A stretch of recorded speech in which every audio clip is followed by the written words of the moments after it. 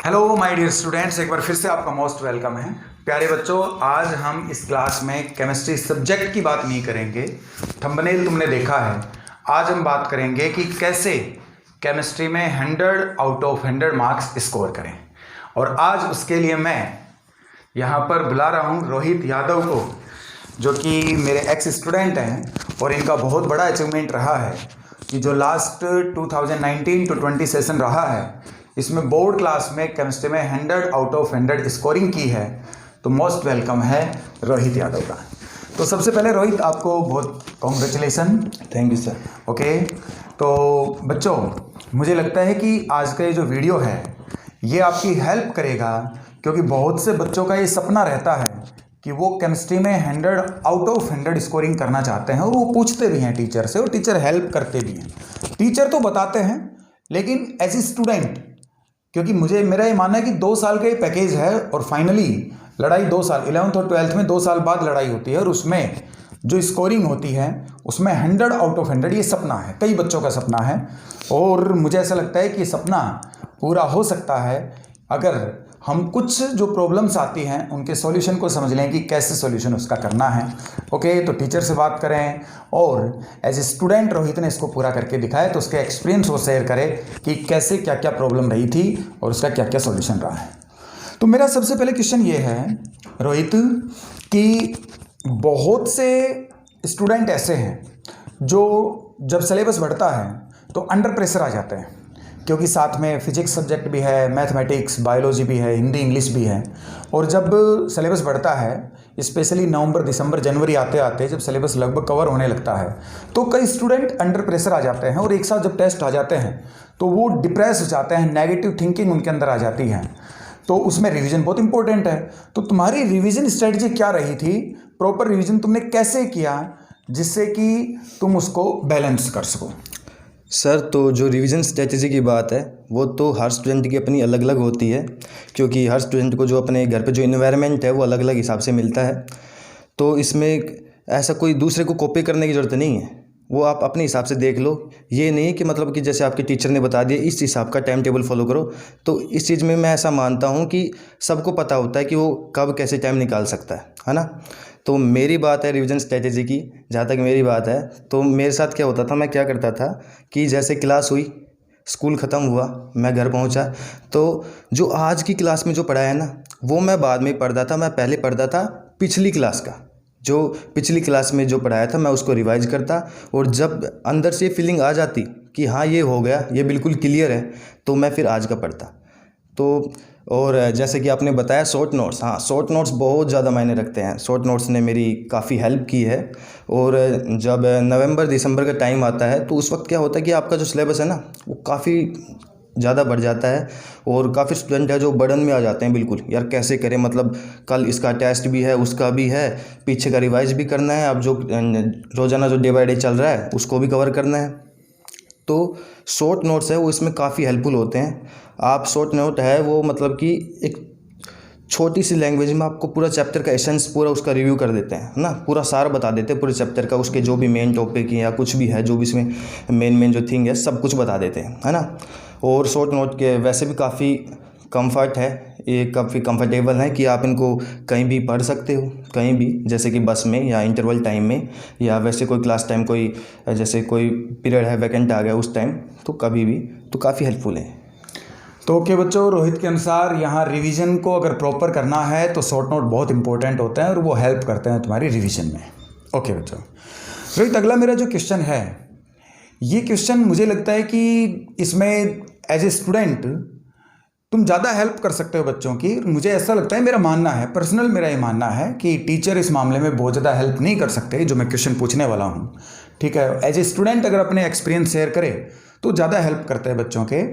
कि बहुत बार ऐसा होता है कि क्लास टेस्ट में स्कोरिंग कम होती है बच्चे की, और बच्चा खूब मेहनत कर रहा है लेकिन स्कोरिंग उसकी कम होगी, क्लास टेस्ट में उसकी स्कोरिंग कम हुई है, और वो स्कोरिंग कम होने से टीचर से डांट भी पड़ती है, क्योंकि टीचर की एक्सपेक्टेशंस के अकॉर्डिंग वो स्कोरिंग नहीं हुई है या खुद की एक्सपेक्टेशंस के अकॉर्डिंग वो स्कोरिंग नहीं हुई है, तो खुद वो नेगेटिव थिंकिंग्स का शिकार हो जाता है, नेगेटिव थिंकिंग करने लगता है।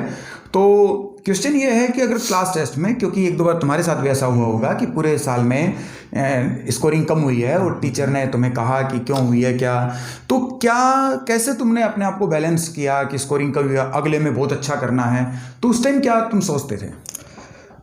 जहाँ तक स्कोरिंग की बात है वो तो कम ज़्यादा होती ही रहती है, कभी ज़्यादा मार्क्स आए कभी कम आए। जब ज़्यादा मार्क्स आते हैं तो क्या होता है कि जो स्टूडेंट का जो सेल्फ़ कॉन्फिडेंस लेवल है ना वो काफ़ी हद तक बढ़ जाता है। लेकिन इसका बिल्कुल अगर हम उल्टा बोलें, इसको अपोजिट बोलें, तो जब कम मार्क्स आते हैं तो स्टूडेंट जितना ज़्यादा वो ज़्यादा आने पर एक्साइट होता है ना, उतना ज़्यादा डिप्रेस भी हो जाता है। इसका मेन रीज़न तो ये होता है कि स्टूडेंट है, जैसे उसका किसी टेस्ट में कम मार्क्स आए और वो बस सीधा कुछ सोचता वगैरह नहीं है, बस सीधा डिप्रेस हो गया। तो मेरा मानना है कि कोई भी प्रॉब्लम आपके सामने आती है, केवल एग्ज़ाम टाइम में नहीं, केवल आपकी जो आप एक स्टूडेंट लाइफ में नहीं, किसी भी मतलब कि आपकी जो पूरी आगे जो भी लाइफ है, कोई भी प्रॉब्लम आती है तो उसको फेस करने का सबसे इजी तरीका ये है कि उस जो प्रॉब्लम के पीछे का जो रीज़न है ना उसको पकड़ लो। आप उसको पकड़ लो और उसके ऊपर काम करो, work on it, and then आप बाय सेल्फ आपकी जो प्रॉब्लम है वो सॉल्व हो जाएगी। और रही बात हाँ बिल्कुल कि जो है बताया कि सर ने कि नेगेटिव थिंकिंग, हाँ नेगेटिव थिंकिंग बहुत ज़्यादा आ जाती है स्टूडेंट्स में, वो बिल्कुल डिप्रेस हो जाते हैं, बिल्कुल पॉजिटिव नहीं सोच पाते। तो ऐसे में आप क्या कर सकते हो, मेरे साथ तो हालांकि ऐसा काफ़ी कम हुआ क्योंकि मैं एक बहुत अच्छा सेल्फ मोटिवेटर हूँ, मैं काफ़ी हद तक अपने आप को मोटिवेट कर लेता हूँ। बाकी आप अपने टीचर से एडवाइस ले सकते हो, वो बताएंगे आपको कि आपने कहाँ आपकी जो खामी रहेगी, कहाँ आपने गलती की, आप उसे कैसे सुधार सकते हो, आपको कैसे टाइम मैनेज करना चाहिए, ये सब। तो आप पॉजिटिव थिंकिंग रखो, बिल्कुल जो माइंड है ना आपका बिल्कुल साइलेंट होना चाहिए, बिल्कुल टेंशन फ्री रिलैक्स होना चाहिए, आसानी से सब कुछ हो जाएगा, बिल्कुल ईजी है सब कुछ। ओके, तो रोहित के अनुसार ये है कि अगर ऐसी सिचुएशन आती है तो पॉजिटिव थिंकिंग रखें और अपने टीचर से कंसल्ट करके आगे बढ़ें, ठीक है, ये दौर आते रहते हैं। ओके, तो अगला क्वेश्चन ये है रोहित कि, और इस क्वेश्चन को मैं कर रहा हूँ तो मुझे हंसी आती है क्योंकि मैंने ऐसे बहुत बार सुना है, बहुत से स्टूडेंट से, बहुत से टीचर तक से भी सुना है कि एक मैथ बैकग्राउंड का जो स्टूडेंट है वो केमिस्ट्री में 100 स्कोर करे बहुत मुश्किल है। ऐसे ही बायोलॉजी बैकग्राउंड का जो स्टूडेंट है वो फिजिक्स सब्जेक्ट में 100 स्कोरिंग करे बहुत मुश्किल है। और मुझे पता है कि जो रोहित है वो खुद एक मैथ बैकग्राउंड का स्टूडेंट है और इसके मैथ और फिजिक्स में 100 मार्क्स नहीं है, केवल केमिस्ट्री में 100 मार्क्स हैं, तो इसको गलत साबित करके दिखाया है। मेरा क्वेश्चन ये है कि ऐसा तुमने भी सुना होगा 2 साल के इस दौरान में कि ऐसा किसी टीचर से या फिर किसी स्टूडेंट से कि केमिस्ट्री मैथ बैकग्राउंड है और केमिस्ट्री में 100 मार्क्स करना और उसको पूरी तरह गलत साबित करना कि मैथ और फिजिक्स में नहीं, केमिस्ट्री में 100 मार्क्स हैं। तो अगर ऐसा सुना तो क्या सोचते थे उस टाइम और कैसे फील किया कि कैसे मैं इसको कर पाऊँगा, क्या इसका क्या? तो सर जैसे मैं 12th क्लास कर रहा था तो हाँ मैंने 11th-12th में काफ़ी सुना था कि बच्चे भी कहते थे कि यार केमिस्ट्री में 100 मार्क्स लाना वो भी एक मैथ के स्टूडेंट के लिए बहुत ज़्यादा मुश्किल है, बिल्कुल लाइक इम्पॉसिबल। लेकिन मैंने ऐसा कभी भी नहीं माना, मेरा मानना है ये सच में बिल्कुल एक मजाक वाली बात होगी, ऐसा कुछ नहीं है। आप मेहनत करते हो तो आपको उसका जो उसका आउटकम है वो तो मिलेगा ही, अच्छा ही होगा। और रही बात कि बैकग्राउंड की, हाँ तो बैकग्राउंड के कोई मायने नहीं है कि हाँ मैथ बैकग्राउंड वाला जो है केमिस्ट्री में अच्छे मार्क्स नहीं ला सकता, या फिर बायोलॉजी जो बैकग्राउंड है वो फिजिक्स में जो है उसमें अच्छे मार्क्स नहीं लाता, ऐसा कुछ भी नहीं है।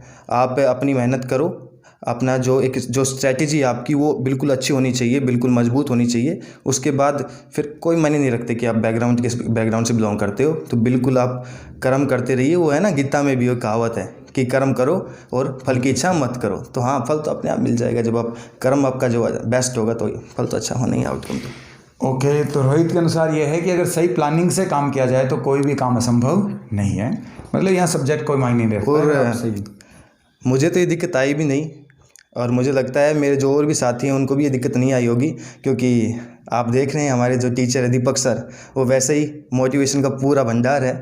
तो वो हमें टाइम पे मोटिवेट करते रहते थे और वैसे भी मैं खुद को भी मोटिवेट करता रहता था, तो ऐसी कभी दिक्कत आई भी नहीं मेरे साथ। तो थोड़ी बहुत हुई तो वो मैनेज हो गया। ओके